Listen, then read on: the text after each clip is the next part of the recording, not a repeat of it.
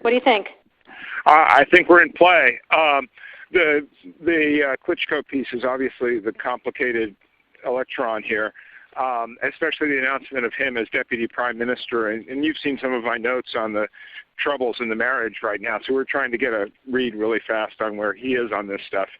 But I think your argument to him, which you'll need to make, I think that's the next phone call we want to set up, is exactly the one you made to Yachts. And I'm glad you sort of put him on the spot on where he fits in this scenario.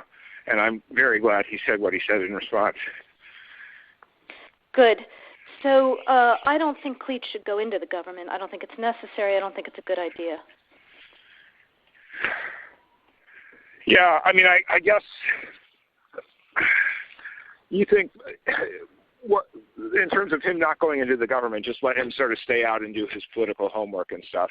I'm just thinking in terms of sort of the process moving ahead, we want to keep the moderate Democrats together. The problem is going to be Tony Book and his guys.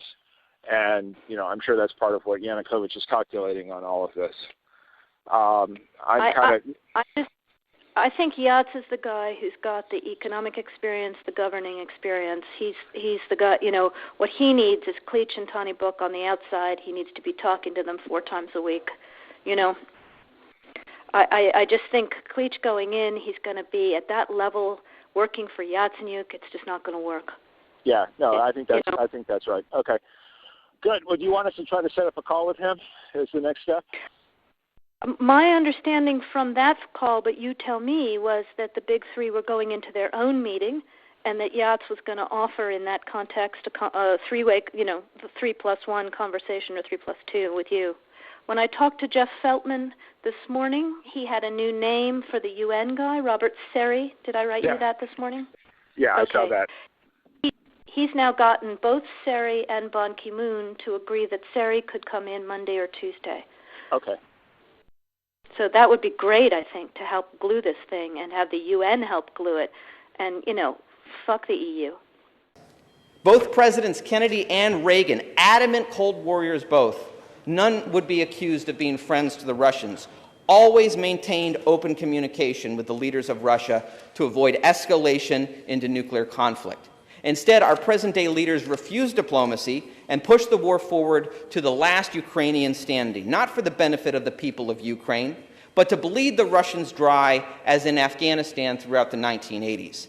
This posture isn't for the Ukrainian people. This isn't for the American people. This is for the empire that now stands in the place of our once proud republic on a mountain of corpses to maintain global hegemony. That's why in 2014, then Vice President Joe Biden oversaw the overthrow of the democratically elected president of Ukraine, Viktor Yanukovych. His crime was not signing a trade deal with the European Union. In actuality, he wanted to sign 2 trade deals with both Russia and the West. But when the EU agreement suddenly prohibited any economic agreement with Russia, Yanukovych says he felt like a bride who showed up for a wedding only to discover a never-before-discussed prenuptial agreement, and he just wasn't in the mood anymore. For that, he was regime changed. And if you doubt Washington, D.C. had anything to do with it, I have a bridge to sell you in Libya. Thanks to leaked phone calls, we know for a fact that the current Undersecretary of State, Victoria Nuland, personally handpicked the leaders of the new government to replace Yanukovych. You can hear the phone call in her own voice as she speaks with the U.S. ambassador to Ukraine about who is in and who is out in the new Ukrainian regime to make the whole thing stick. Is this what democracy looks like? I don't think so.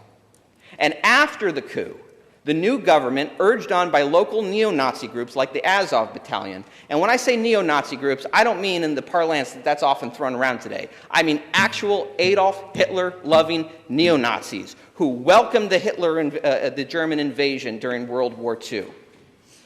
They urged the government and succeeded in banning the speaking of Russian and launching an ethnic cleansing campaign in the eastern regions of Ukraine.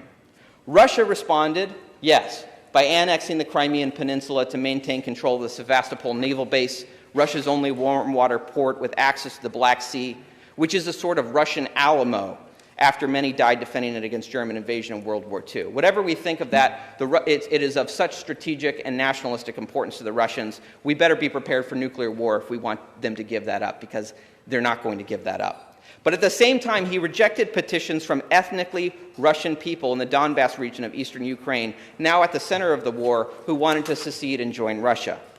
But over the next 8 years, a civil war raged in these separatist regions. Our own government funneled weapons into the conflict. In 2016, I represented Maine on the National Platform Committee of my political party, along with our colleague, Senator Guerin of Penobscot County.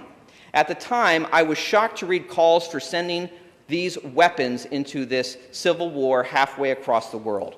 That's why I opposed that language and fought to strike it from the document, warning that these policies could escalate into a nuclear conflict. And 7 years later, here we are, living under the shadow of it all. These are only some of the most significant provocations: NATO expansion, deposing a democratically elected government, funneling weapons into a civil war on Russia's border. I haven't even mentioned the torn-up nuclear treaties and the years of domestic anti-Russian propaganda pushed onto the American people through an unholy alliance between U.S. intelligence agencies and the corporate press.